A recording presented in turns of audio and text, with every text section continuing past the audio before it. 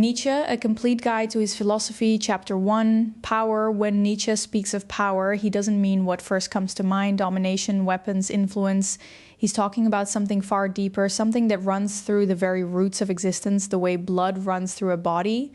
For Nietzsche, power is not an external act. It is the essence of being itself, the engine behind all life, all thought, all creation. It is the primal pulse that keeps a being alive and the drive that pushes it to become more than it already is. Nietzsche sees existence not as something static, but as energy, rising, transforming, never still.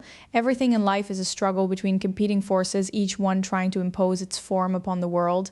That is the will to power. Not a will that merely wants to survive, but a will that always wants to surpass itself. In Nietzsche's view, even what we call reason, logic, or morality are nothing but tools in the hands of this will, hidden expressions of power searching for a way to manifest. At his core, man is not the rational animal philosophers claimed him to be. He is a creature of desire, driven by an inner current that wants to create, to impose its vision, to say to the world, I am here. This is my form, this is my will. That is where the greatness of life comes from in Nietzsche's eyes, and that is also where its tragedy comes from, because this will knows no satisfaction. It is a permanent thirst, a hunger that never ends, a fire that must burn in order to be reborn from its own ashes. Nietzsche argues we were wrong to think the goal of life is happiness or peace of mind. Happiness, in his view, is nothing more than a brief rest stop on a long road of struggle.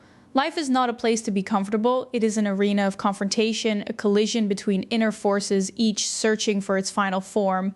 And whoever tries to escape that struggle is escaping life itself. That is why Nietzsche does not see power as something opposed to morality or humanity. He sees it as the very principle that makes life both possible and creative at once.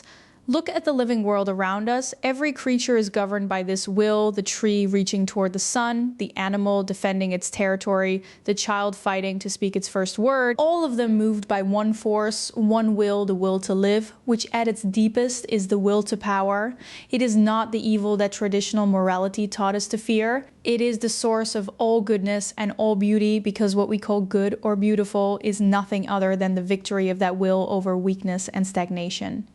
But Nietzsche goes further. He sees all of history as a battleground between forces, those that want to create new values and weaker forces that want to preserve the old ones. This is where the permanent tension appears between the creator and the conservator, the philosopher and the masses, the individual who wants to ascend and the collective that wants to hold him in place. That tension is what drives progress. That tension is what gives life its meaning. That is why Nietzsche was not the philosopher of order or balance. He was the philosopher of transformation, the philosopher of the fire that forges a new shape for the world out of chaos power. For Nietzsche does not lie in who holds the weapon or the wealth. It lies in whoever holds the capacity to say yes to life despite all the pain in it. It lives in those who can turn their wound into knowledge, their defeat into a lesson, their fall into an ascent. Power is not victory over others. It is victory over the old self, over fear, over the pity that paralyzes the will. That is why Nietzsche's powerful human is one who does not seek consolation from heaven, does not hide behind excuses, but stands facing the world and says, I want you as you are, with all your pain, your wonder, your darkness, and your light. In that stance, power transforms into a form of creation. Every great act in history, whether of thought, art, or adventure, is a manifestation of this will that refuses to remain as it is. The artist as he paints, the philosopher as he writes, the warrior entering his final battle, all of them expressing this inner energy that strives to forge a new form for the world. Even love in its deepest sense is nothing but the will to power taking a different shape, because it wants to merge in order to become more. Here, the great paradox of Nietzsche's philosophy reveals itself. Power is neither violence nor domination. It is creation and self-overcoming. Whoever understands power as the crushing of others has understood nothing of Nietzsche. True power has no need to humiliate anyone because it is not searching for external control, but for the realization of its inner self. The strong person does not seek to be master over others, he seeks to be master over himself. And when Nietzsche says that life at its core is will to power, he is not calling for war or chaos as some superficial readers assumed. He is calling for reconciliation with the deep nature of life. Instead of fighting our desires, we must transform them into creative energy. Instead of being ashamed of our drives, we must understand them as a force pushing us toward flourishing. Instead of fleeing from pain, we must see it as a teacher, a voice telling us we're alive. Power in Nietzsche's philosophy is not a slogan, it is a vision of the world. It says that every being is a project of transformation, and every moment is an opportunity to surpass the self. So when Nietzsche speaks of power, he is not offering a ready-made recipe for success or control. He is opening before us a door that is both terrifying and beautiful, a door leading into the unknown, into endless possibility, because whoever lives by the will to power lives on the edge where the new is born from the ashes of the old. At the close of this chapter, Nietzsche's idea of power feels like a call from life itself, a call to wake up, a call that says, don't seek safety, seek greatness, don't flee the struggle, learn to dance at its heart, don't wait for meaning, create it, because life, as Nietzsche said, is not a gift, it is an adventure. And whoever lacks the courage to live it with will to power will remain a prisoner in the shadow of the herd, afraid of the light, fleeing from himself. Chapter 2, The Fall of Traditional Morality. When Nietzsche speaks of morality, he doesn't do it the way preachers do, handing out advice about virtue and vice. He speaks like an archaeologist, excavating through the layers of human consciousness to expose what lies beneath fear, desire, and surrender. For him, what we call morality is not something sacred or fixed. It is a fragile historical construction built by a specific class of people to justify their weakness and protect themselves from the strong. Nietzsche does not attack morality because it is corrupt. He attacks it because it is dishonest, because it disguises itself in the clothes of the sacred while concealing the spirit of slavery within. In his view, the morality inherited by the West from Christianity is not the morality of life, it is the morality of death. It glorifies humility, condemns power, elevates weakness to the rank of virtue, criminalizes desire, and turns pity into the ultimate human standard. But in his view, this pity is a sick pity because it does not help a person become stronger. It feeds on the suffering of others. Nietzsche sees this morality as born from fear, from weak souls that could not confront power, and so transform their impotence into a value. As he put it, when you cannot take revenge on your enemy, you make forgiveness a virtue. By this logic, morality became a weapon of defense for the weak, not a path toward elevation. Nietzsche draws a sharp distinction between two types of morality, master morality and slave morality. The first springs from abundance and strength, the second from impotence and resentment. Master morality says yes to life, it celebrates beauty, boldness, and difference. It expresses a self that is confident in its own worth and needs no justification before others. Slave morality, on the other hand, is the morality of the herd, those who live in fear of standing out, who cling to equality so they never have to confront their own mediocrity. They resent everything that is elevated because they cannot reach it, so they try to drag it down to their level. The proud man is arrogant, the strong man is cruel, the successful man is conceited, the creative man is mad, and this is how they make peace with their own weakness under the cover of morality. In Nietzsche's view, this moral reversal was the greatest deception in history. Early humanity celebrated power and saw it as the mark of life and dignity, but with the rise of religions built on the idea of salvation, the values inverted, weakness became a virtue, humility became a duty. Obedience became the road to redemption for Nietzsche. This was the triumph of slave morality, a morality born of repressed hatred, of resentment toward everything that reminded the weak of their own limitation. He called this the slave revolt in morality, the moment the weak decided to build a world in their own image, a world that criminalizes power and glorifies submission. But Nietzsche does not stop at critique. He calls for a revaluation of all values. He asks, where did these virtues we repeat without thinking actually come from? Why do we consider chastity good and desire evil? Why do we sanctify sacrifice and despise pleasure? Who decided that obedience is more beautiful than rebellion? For him, all these questions reveal that morality is not absolute truth. It is a human agreement shaped by specific historical circumstances. The catastrophe is that people forgot its origins and began treating it as divine command untouchable. In this context, traditional morality becomes for Nietzsche a kind of prison. It binds the human being in the name of virtue, prevents growth in the name of humility, and strangles the will to power in the name of mercy. That is why Nietzsche believed that true liberation does not begin from the outside, but from within, from shattering the idols we carry inside our own minds. Not stone idols or statues, but ideas about good and evil, right and wrong, what is permitted and what is not. When Nietzsche wrote, "I'm not a man, I'm dynamite," he meant that he came to detonate this old structure, to return the human being to his primal nature before he was domesticated, before he was trained to fear himself. In Nietzsche's world, a morality that exalts weakness is a life-hostile morality. It makes the human being live in denial of his own power, teaches him to despise his desires, to be ashamed of his body, to fear freedom. And when he does that, he becomes a prisoner of the very system of values he created, a slave to the ideas he invented to protect himself from them. Nietzsche sees in this the tragedy of modern man. He has become too kind, too tolerant, until he lost the courage to say no. But Nietzsche is not calling for dissolution or chaos.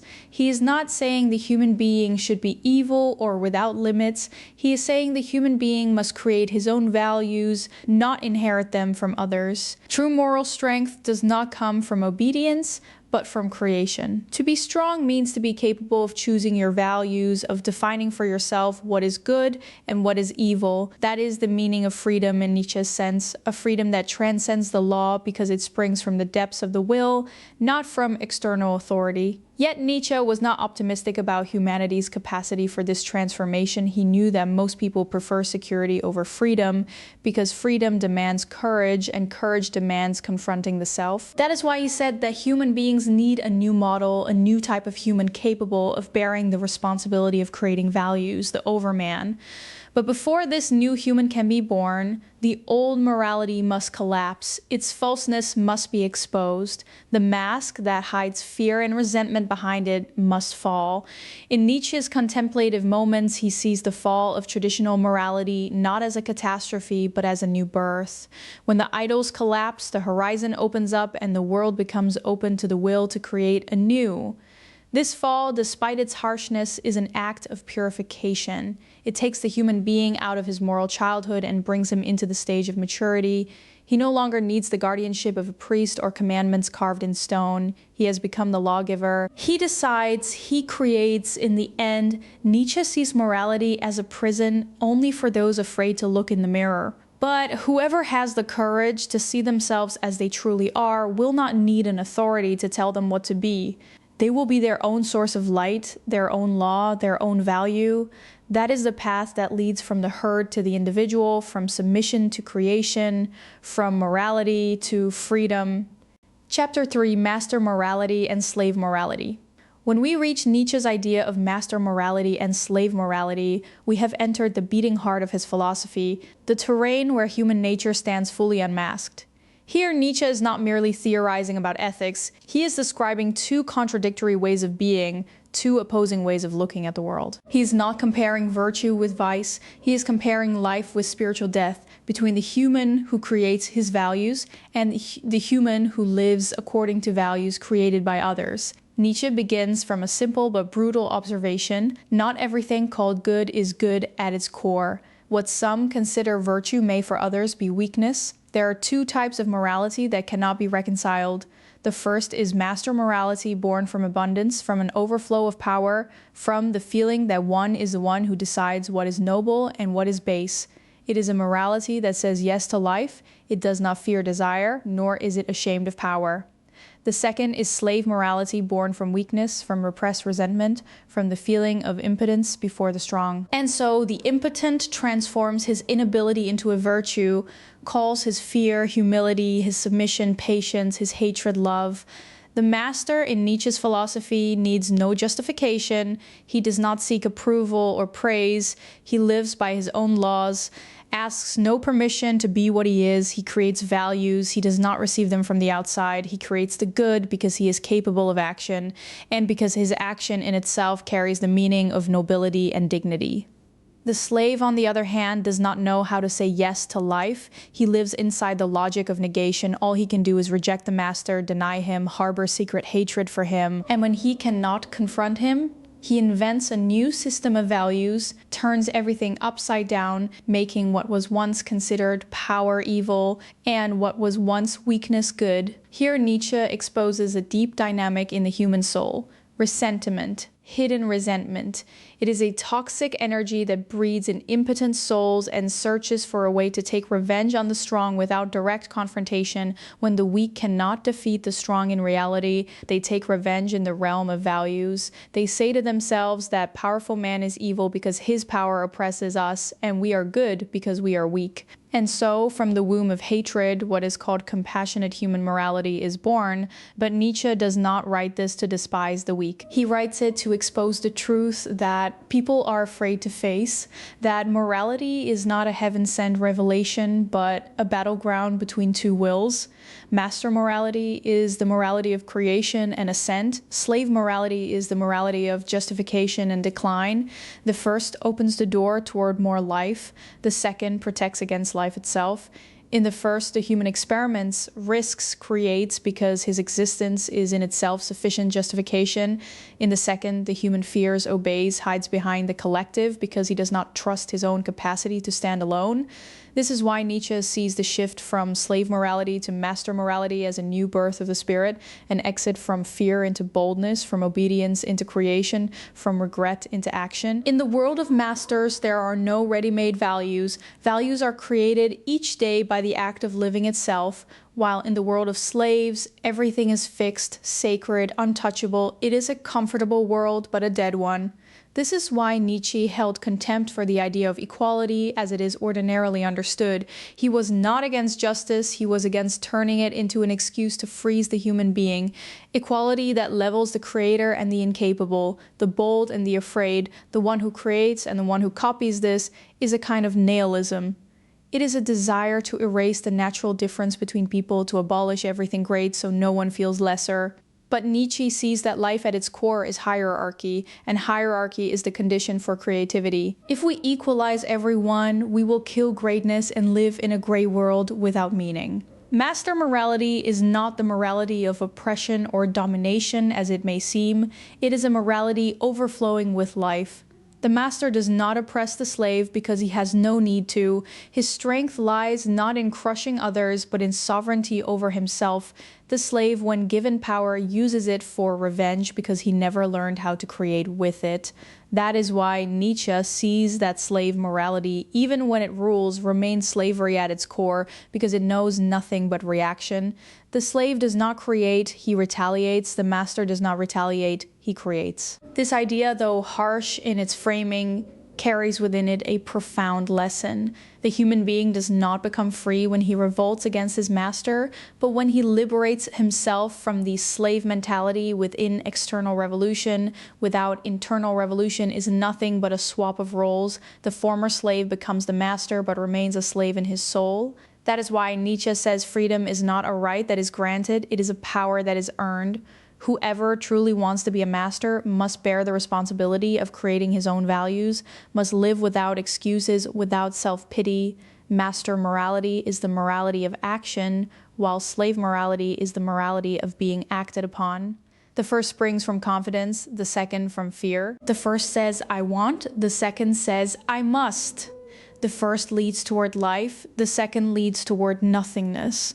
This division does not exist only in history, it exists within every human being. Inside each of us, master and slave are in conflict. There is in us someone who wants to create and risk, and there is in us someone who wants to hide and obey. The struggle between them is the struggle between ascent and decline. And here, the genius of Nietzsche reveals itself. He does not call people to be masters over others, but to be masters over themselves. To free themselves from the slave logic within them, the part that waits for permission to live, that needs justification for every desire, that is afraid to say, I want to free themselves from the pity that lets them excuse their weakness forever, to free themselves from the guilt that makes them live half a life. Nietzsche wants a human being who is not afraid of himself, A human who knows that power is not against morality, but is its very origin, because true morality does not come from the outside, but from the depths of the will. When the master says this is good, he does not mean he has discovered a heavenly law. He means he has created a new law from within himself, a law befitting life, not the grave. Chapter 4, the death of God. When Nietzsche wrote his famous declaration, God is dead and we have killed him, he was not issuing an atheist manifesto as superficial readers assumed. He was announcing a spiritual earthquake that shook the foundations of Western civilization to its roots. This sentence is not a cry of heresy. It is a prophecy about a new age, about the collapse of the old meaning, about the moment the human being stood face to face with a terrifying void after withdrawing his hand from the hand of heaven. The death of God in Nietzsche is not an event in time, but a long process that began the moment the human being lost his deep faith in what lies beyond life. For centuries, the idea of God was the backbone of values, the standard by which good and evil were measured, the ultimate justification for every moral, political, and cultural system. But with the advance of science, the transformation of thought, and the dissolution of myths, this backbone began to erode. God was no longer present in the heart of the human being. He became a pale idea, a slogan without warmth. And when Nietzsche says God is dead, he means that this idea which once gave life its meaning has collapsed, and the human being can no longer find outside himself any certainty to lean on. But Nietzsche did not celebrate this death. He understood the magnitude of the catastrophe. In The Gay Science, through the madman who cries in the marketplace, he writes, "Where has God gone? I shall tell you. We have killed him, you and I. We are all his murderers." Then in terror he asks, "How shall we wash ourselves clean of this blood?" The death of God in Nietzsche is not a simple liberation, it is a fall into the void. When God collapses, the entire meaning we were living for collapses with him. Values lose their foundation, truth loses its standard, the human being becomes alone in a universe without center, without purpose, without a voice to answer when he asks, "Why am I here?" This moment, in Nietzsche's view, is the most dangerous the human consciousness has ever passed through. But it is simultaneously the greatest opportunity, because it is the moment the human being is forced to become a god unto himself, to create values instead of receiving them, to be responsible for meaning instead of searching for it in heaven. From here begins the tragedy of modern man. He has freed himself from God, but he has not freed himself from his need for God. He killed the Heavenly Father, but has not yet learned how to live without a father. That is why Nietzsche sees the death of God as a test of the will. After God disappears, where will we draw values from? Will we create them ourselves, or will we collapse into nihilism? Here a new danger appears when God dies. Not only faith dies with him, truth itself dies, because truth was tied to the idea of God as the ultimate guarantor of meaning. When this guarantor vanishes, everything becomes relative. Everything becomes subject to doubt. The world becomes without center, without ceiling, without floor. It is absolute freedom, but also absolute emptiness. In this dark moment, Nietzsche sees humanity walking on the edge of an abyss. On one side, there is the descent into nihilism, into the loss of meaning, into the existential boredom that makes modern man live without purpose for nothing but consumption and comfort.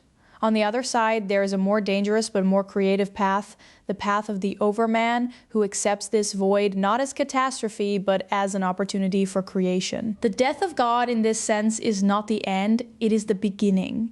It is the beginning of a new age, where the human being must create his values from within, must become the source he was searching for outside himself. But before he reaches that stage, he must pass through the desert, he must cross the stage of nihilism. Nietzsche says we have not yet reached the post-God phase because his shadow still looms over us. The shadows of God are longer than his death because they still inhabit our values, our language, our view of good and evil. We live in a metaphysical world that lost its metaphysics but did not lose its old habits. And here lies the tragedy of modern man in Nietzsche's view. He lives without faith but still behaves like a believer. He has lost God but has not gained the courage to live without him. He lives in a moral vacuum but fills it with slogans, institutions, and ideologies that try to replace God, yet are nothing but weak copies of him. Nationalism, materialism, Marxism, even the worship of science, all new forms of faith, because the human being has not yet endured the idea of being alone.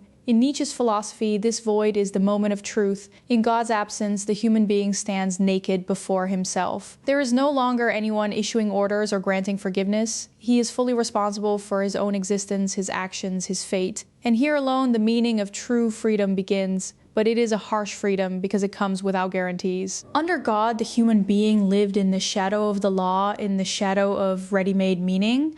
But now he must invent the law from nothing, create meaning from nothing. Nietzsche sees that most people will not bear this burden. They will flee to any substitute certainty, even a false one.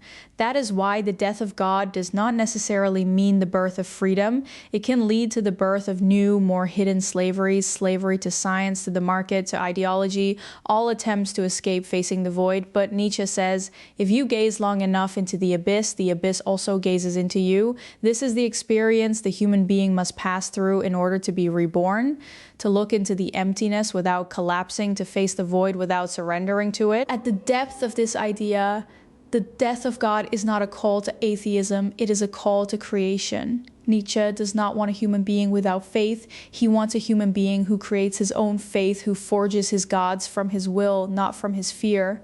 Because when the human being loses faith in heaven, he must discover the God within himself, in his capacity to create, to grant meaning to the world. By this alone can the void transform into space and nothingness into possibility. At the end of this chapter, we understand that the death of God in Nietzsche is not a crime against religion, it is a liberation from the constraint that prevented the human being from maturing. God was, in his view, a childhood stage of human consciousness, a stage in which the human being needed a heavenly guardian to tell him what to do. But now the time for maturity has come, the time for the human being to bear the responsibility of his existence without excuses, without guarantees, without a heaven watching over him. Chapter 5, The Overman. After God died and the old morality collapsed, the human being was left with only two choices: either drown in nihilism, in that cold, meaningless void, or create new meaning from within, from the depths of his will. And here appears the greatest of Nietzsche's symbols, the most provocative and the most profoundly dangerous, the Overman. The one who comes after ordinary man, not as his successor in time, but as his transcendence in consciousness and being. The Overman in Nietzsche is not a prophet, not a saint, not a political leader. He is a symbol. A dream, an invitation for the human being to become something greater than himself, to transform from a creature searching for meaning into a creator who makes it. The Overman is not a final destination, he is a constant movement toward ascent. He is the bridge between the animal and man, between man and what lies beyond man. Nietzsche sees the current human being not as a complete creature, but as one in the middle of the road, a being in formation. He writes, and thus spoke Zarathustra, "Man is a rope tied between beast and overman, a rope over an abyss." In this sense, the human being is not the end of nature, but its open project, an experiment attempting to surpass itself. But who is the Overman? He is the one who managed to free himself from everything that shackled his will, from the old morality, from fear, from guilt, from the idea of salvation. He is the one who said yes to life as it is, not asking it to be ideal, but embracing it as it is. The Overman does not flee from pain. He sees in it the raw material of creation. He does not seek happiness, he seeks power. He does not wait for meaning to be given to him. He creates meaning himself. He is the one who has the capacity to transform every experience, even the most brutal, into a positive act, into creative energy. Nietzsche does not present the Overman as a ready-made image, but as a direction, as a spiritual and intellectual path. Zarathustra says to his disciples, "I teach you the Overman. Man is something that must be overcome." This sentence summarizes the essence of Nietzschean philosophy. The human being as he is now is not the end of evolution, but its true beginning. The human being must surpass himself, must kill within himself the remnants of the slave, and bear the responsibility of the freedom he has always feared. But the path of the Overman is not paved with comfort, it is the path of solitude, the path of one who chooses to go against the current. In a world governed by the herd, independent thinking becomes a crime, and free will becomes a form of rebellion. Therefore, the Overman does not live among people as one of them, but above them, not in the sense of arrogance, but in the sense of existential elevation. He is the one who stands on the mountaintop and sees what others cannot see, but pays the price of that vision in loneliness, isolation, alienation. And here lies the beautiful tragedy in the figure of the Overman. He knows that truth is not given but seized, that freedom is not granted but created, that power is not exercised over others but over the self. Therefore, he lives in constant struggle with himself, with his weakness, his fear, his inclination toward comfort. He is the human who wages a daily battle against internal decline, against the desire to return to the warmth of the herd, because he knows that true elevation is painful, and that whoever wants to touch the sun must be willing to burn a little. The Overman, as Nietzsche conceives him, is the one who has transcended the traditional moral duality between good and evil. He does not live inside the herd's measurements, does not measure himself by their standards. He creates his own standard because he knows that good and evil are relative concepts, and what is considered evil by slaves may be a virtue among the free. The Overman does not seek to be good by others' standards. He seeks to be authentic to his own nature. He is faithful to life, not to commandments.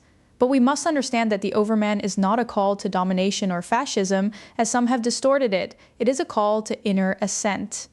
He does not seek to subjugate people, he seeks to transcend the limits of himself. Nietzsche is not speaking of sovereignty over others, but of sovereignty over the self. The Overman is not master over people, he is master over his own spirit. The power Nietzsche speaks of is not violent, it is a will to creation, a will to transform existence itself into a work of art. He is the greatest artist who makes of his life a canvas and signs his name upon it, instead of living as a shadow in the paintings of others. The Overman is also the one who reconciles with time, with fate, with the idea of eternal recurrence, which will come later. He is the one who says yes to the cosmos as it is, with all its repetitions, all its absurdity, all its contradictions, because he knows that rejection changes nothing, and acceptance is the greatest act. In that moment, the human being transforms into a small god, not in the sense of domination, but in the sense of creation.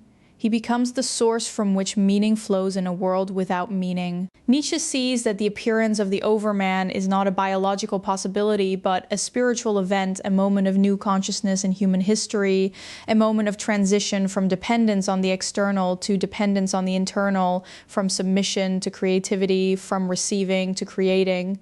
But this transformation does not happen collectively, it happens individually. Every human being can be a project of the Overman, if he has the courage to live according to his will and not according to the illusions of the collective. Yet Nietzsche knew that the path to the Overman is fraught with the abyss, because whoever frees himself from all old values faces the danger of falling into nihilism. Absolute freedom may transform into absolute chaos. That is why the Overman is not born from emptiness, but from inner discipline, from the power that balances freedom with responsibility. He is not anarchic, he is organized within his chaos, like a storm that knows where it is blowing. In the end, the Overman is the embodiment of Nietzsche's great message. The human being must love life, not despite its pains, but because of them. Must say yes, not because everything is good, but because everything is worth living. Must bear the responsibility of his being in this world without seeking consolation from heaven. Must create his values as the artist creates his painting, with pain, with doubt, with boldness, and with the laughter that comes from a deep knowledge that nothing is sacred except life itself. Chapter 6, Power as Art. When Nietzsche speaks of power, he does not mean only authority or control. He speaks of the essence of life in its purest form, the energy that drives a being to recreate itself each day. But what makes his philosophy unique is that he does not see power as a material, military, or social force, but as art, as creation in the deepest sense of the word. In Nietzsche's view, power is not the opposite of beauty, it is its condition, and it is not against thought, it is its source. Life, as he sees it, is not a battle between good and evil, but a theater of great art, in which the will plays the role of the supreme artist. At the heart of Nietzsche's philosophy exists a strange concept, a mixture of beauty and violence, of creation and destruction, that life is only complete when it transforms into a work of art. Life is not a moral project, but an aesthetic one. True power is not in conquest, but in the capacity to transform suffering into meaning and absurdity into beautiful form. Whoever can do that becomes an artist of existence itself, Nietzsche says in one of his aphorisms, "One must have chaos within oneself to give birth to a dancing star." This sentence summarizes his entire aesthetic philosophy.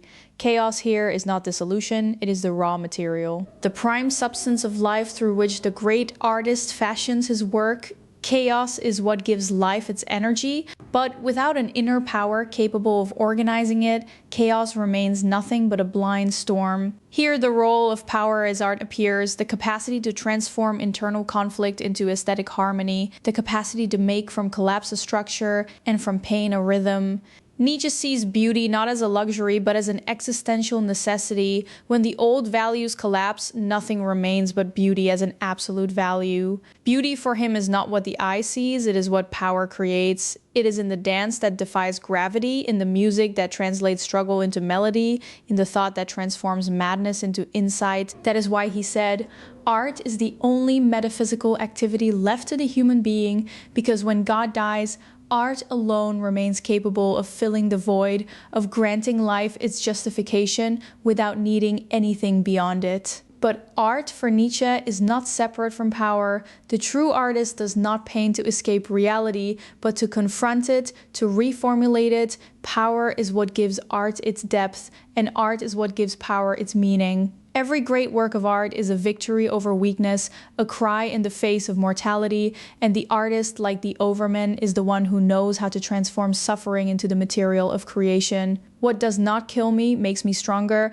This is not merely a phrase, but an aesthetic law of life in Nietzsche's view. In this framework, Nietzsche sees thought itself as a form of art, because the true philosopher does not interpret the world, but recreates it through language. Philosophy, in its deep meaning, is not a search for truth, it is the creation of truth. There is no single truth waiting to be discovered. There are multiple visions in conflict with each other, and whoever possesses power is the one who imposes his vision, who creates new meaning for the world. That is why Nietzsche says that strong philosophers are the true artists, because they reformulate existence with their concepts, just as the painter reformulates it with colors. And here another dimension in Nietzsche's thought appears. Beauty is not in fleeing from ugliness, but in transcending it. Life, in his view, is not a harmoniously beautiful painting. It is a struggle between light and darkness, between ascent and decline, between creation and destruction. And the true artist is not afraid of the darkness. He uses it to bring out the light. Similarly, the powerful human is not afraid of pain, he transforms it into a means of understanding. The greatest beauty for Nietzsche is born from the greatest pain. Power as art is therefore the capacity to transform tragedy into dance, to smile in the heart of collapse, because you know that everything is transient and transience itself is part of the cosmic rhythm. In Nietzsche's view, life cannot be separated from art, because life without art loses its meaning, and art without life loses its blood. That is why he called the human being to live his life as the artist lives his work, with passion, with experimentation, with constant challenge, and without fear of error. And this is what makes him say that the human being must learn to love his fate, to say yes to everything that happens, even what pains him, because every moment in life can transform into a piece of beauty if viewed through the eye of art.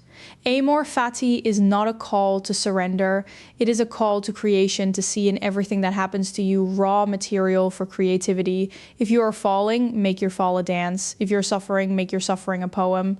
Power in Nietzsche's philosophy cannot be separated from art because it cannot be separated from consciousness. Power is not a blind act, it is a deep awareness that life itself is a great work of art, and that everything in it, with all its contradictions, is part of one melody that is only understood when it is lived.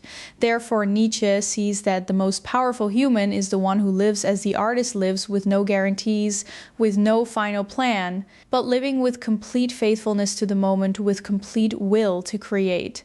From this perspective, one can say that Nietzsche's entire philosophy is a poem about beauty within chaos. He does not want an ideal world without pain, he wants a world in which the human being can transform his pain into beauty. Because in the end, art is not born from happiness, but from the tension between desire and inability, between what is and what should be. That tension is itself the essence of the will to power that never rests, because it knows no completion. In the end, when we look at Nietzsche, we see that he was not only the philosopher of power, but the philosopher of art as well, because power for him is only complete when it becomes art. The life that is lived with awareness, with boldness, with insistence on beauty, despite its absurdity, this is the highest form of power. And the true artist in any field is the one who understands this truth, that creation is not a luxury, but a resistance to nothingness, to repetition, to collapse. Power as art is Nietzsche's hidden message to the world. Don't seek perfection, seek authenticity. Don't flee from pain, use it. Don't wait for meaning, create it. Because life is not a puzzle to be solved, but a canvas to be painted. And every brushstroke in it, however harsh, is part of its total beauty. Chapter 7, Time and Eternal Recurrence. In the depths of Nietzsche's thought, there is an idea as terrifying as it is astonishing.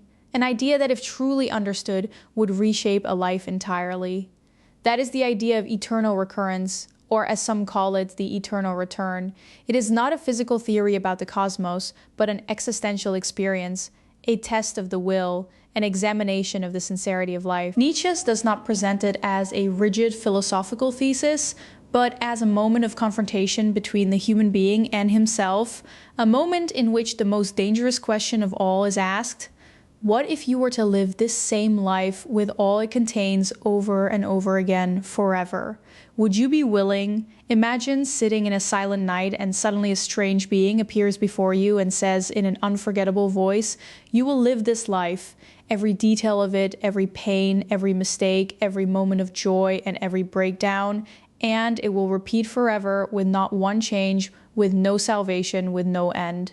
This is your life to infinity. Will you curse it, or will you say yes to it? This is the question Nietzsche places at the center of human experience. It is not about time, it is about one's stance toward life, because whoever can say yes in the face of this destiny is the one who has reached the highest degrees of spiritual power.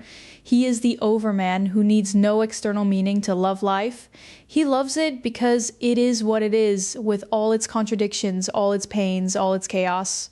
Eternal recurrence in Nietzsche is not merely imagination, it is a test of the will, a true measure of the value of the life we live. Because if you cannot wish for the eternal repetition of your life, that means you are living against yourself, that you do not love your life enough. And this is what makes eternal recurrence not a curse, but a standard of ascent. It is an invitation to live in a way that makes you want to repeat it, not because you're forced to, but because you love it. But what makes this idea terrifying is the responsibility it carries. It strips the human being of all excuses. If your life is going to repeat forever, you cannot say, I'll live differently if I'm given another chance. There will be no other chance. Every decision, every act, every moment of hesitation or boldness will repeat forever. Everything you flee from will return to you again and again until you face it. It is not a punishment, it is an invitation to complete sincerity with the self. In Nietzsche's philosophy, time is not a straight line extending from past to future. It is a closed circle, an eternal dance with no beginning and no end. And this concept transforms our view of everything, because the straight line gives us the illusion that there is an ending that we can postpone, wait, begin again. But the circle grants us no such illusion. It places us face to face with eternity now, in this moment. So either we accept it with all it contains, or we reject existence itself. And here it becomes clear that eternal recurrence is not a cosmic theory, but an existential stance, an examination of the greatest love, love of fate, or as Nietzsche calls it, amor fati. This love is not mere acceptance of fate, it is passion for it, to say to life, I love you as you are and will not ask you to change. To love it even in your falling, even in your losing, even in your wound, because all of that is part of the melody you do not want to end. And here, Nietzsche's aesthetic thought meets his existential thought, because the one who can say yes to eternal recurrence is the one who lives life as a complete work of art. The one who sees in pain not failure, but a color on a greater cosmic canvas. The one who needs no external meaning to justify his existence, because his existence in itself is sufficient.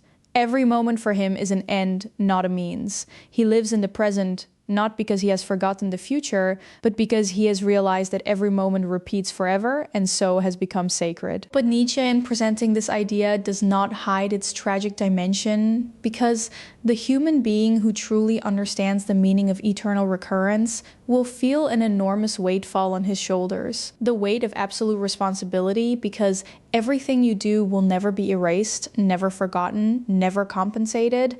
Every act carries its eternal weight. Every choice will pursue you forever, then choice becomes a sacred act, not a passing decision. Life in every moment becomes a true test of the will, and this is the core of the tragedy in Nietzsche's philosophy, not in pain, but in freedom, because true freedom is not in choosing without consequences, it is in realizing that every choice you live forever. And whoever bears this weight without collapsing, but smiles at it, is the Overman who dances above the abyss of time.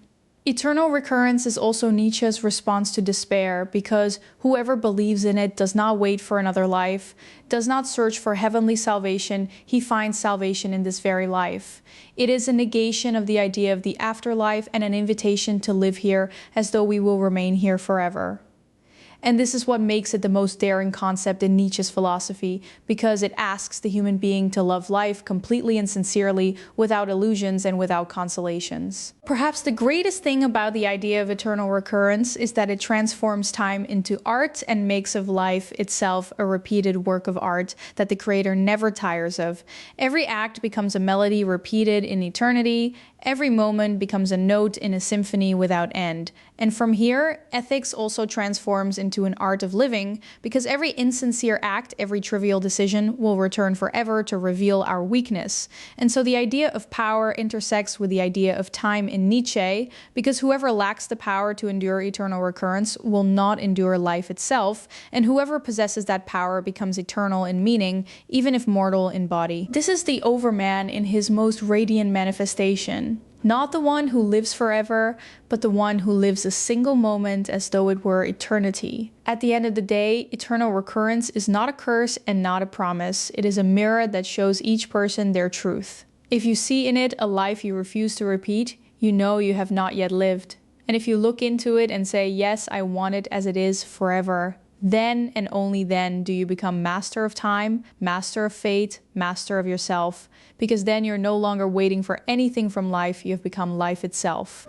Chapter 8, Nietzsche and the Contemporary Human. Today, more than a century after Nietzsche's death, his words seem to pound on the walls of our consciousness with a force more violent than in his own time. He anticipated the collapse of meaning before we lived it. He prophesied an era that would come in which the human being would be without a God, without certainty, without a compass.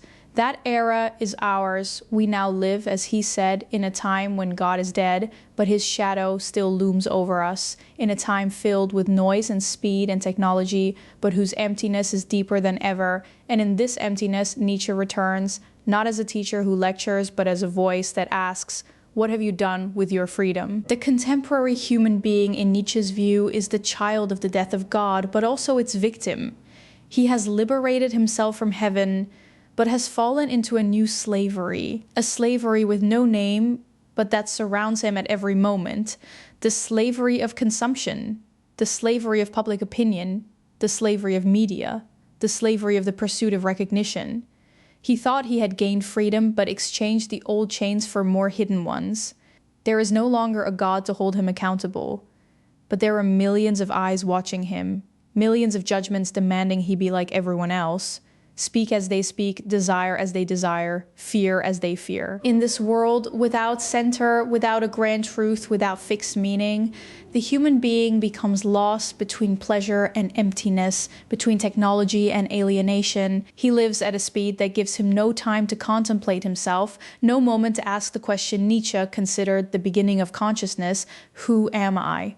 Modern man has become a fugitive from himself, fleeing like one who refuses to diagnose a disease he does not want to name. He fills his day with noise so as not to hear his own silence. He drowns in images so as not to see his own true face. Here, precisely, is where Nietzsche's philosophy enters like a slap that wakes the sleeping. It does not give him answers, it provokes him to ask. It says you are responsible, no one else. Do not wait for the world to give you meaning, create it. Do not search for salvation on the outside. All salvation is within. The will to power that Nietzsche spoke of is not merely a desire for control. It is an invitation for the human being to bear the burden of his own existence, to stop complaining, stop justifying, stop waiting for a savior. The world will not redeem you because the world owes you nothing.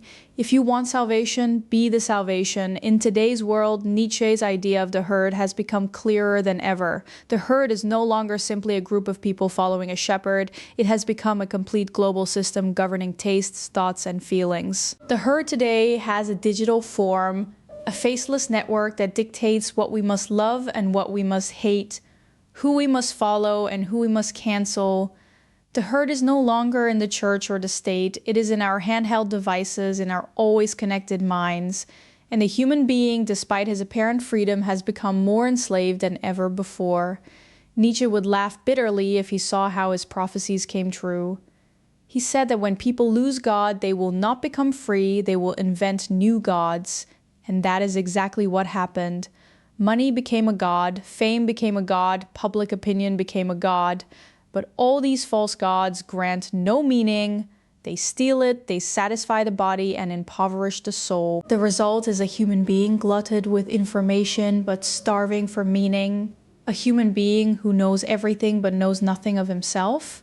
And yet Nietzsche does not call to despair, he calls to courage. If the world is without center, that does not mean it is without value. It means we must be the center. We must become the compass we are missing. We must create our values as artists created their works, by their will alone, needing no permission, no applause, no salvation from anyone. This is the greatest challenge for contemporary man, to live in a world without certainty, without collapsing, to stand in the middle of chaos and say, I am the one who will give order to this chaos. And here the importance of the will to power emerges once again, not as political or physical force, but as a deep spiritual power. The capacity to rise after every fall, to continue despite all absurdity, to create meaning in a world that offers you nothing but possibilities. The will to power today is the will to continue creating, thinking, loving, despite everything that seems futile.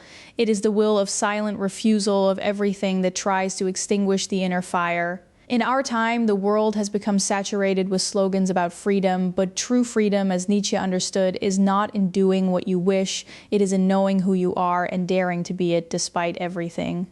The free person is the one who creates his own law, even if he lives alone against the whole world. And he is also the one who knows that power is not in subduing others, but in subduing his own weakness, in taming his fear, in making from his wound a meaning that no one can take from him. Nietzsche sees that the tragedy of contemporary man is not in the loss of faith, but in the loss of the capacity to believe in something new. People have begun to believe in everything and nothing at the same time. They believe in slogans, not in acts, in symbols, not in values. But whoever follows Nietzsche's path knows that true faith begins from the self. You begin by acknowledging that no one will save you, then build from that acknowledgement the power necessary to be the savior yourself. In this context, the Overman that Nietzsche spoke of becomes not a distant dream, but a necessity, because the world today needs a human being who can live without fixed reference, without external certainty, and yet not fall into nothingness. It needs those who know that love needs no promise of salvation, that honesty waits for no reward in heaven, and that creativity asks permission from no one. The Overman in our era is not necessarily a philosopher or a poet, but a human being who lives with courage and sincerity in a world that fears sincerity. Any human being who creates his values amid the noise. Any human being who refuses to be merely a reflection of someone else. In this sense, Nietzsche does not address an elite. He addresses everyone who feels that inside them there is a fire that has found no place to burn.